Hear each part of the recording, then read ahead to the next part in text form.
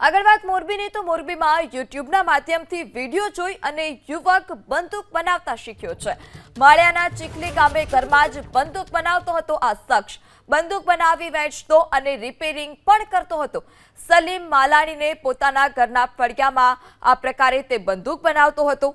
મોરબી એલસીબીએ માહિતી મળતા જ મોરબી એલસીબીએ દરોડા પાડ્યા અને ત્યાંથી ઘરેથી જ સલીમને ઝડપી પાડ્યો। 2 બારબોરની બંદૂક, હથિયાર બનાવવાના સાધનો પણ જપ્ત કરવામાં આવ્યા છે। સલીમની સિદ્દીક કાજેરિયા નામના શખ્સને હથિયાર બનાવી આપ્યાનો સ્વીકાર કર્યો છે। આગળ વાત મોરબીની તો મોરબીમાં યુટ્યુબના માધ્યમથી વિડીયો જોઈ અને યુવક બંદૂક બનાવતા શીખ્યો છે। માળિયાના ચીખલી ગામે ઘરમાં જ બંદૂક બનાવતો હતો આ શખ્સ। બંદૂક બનાવી વેચતો અને રિપેરિંગ પણ કરતો હતો। સલીમ માલાણીને પોતાના ઘરના ફળિયામાં આ પ્રકારે તે બંદૂક બનાવતો હતો। મોરબી એલસીબીએ માહિતી મળતા જ મોરબી એલસીબીએ દરોડા પાડ્યા।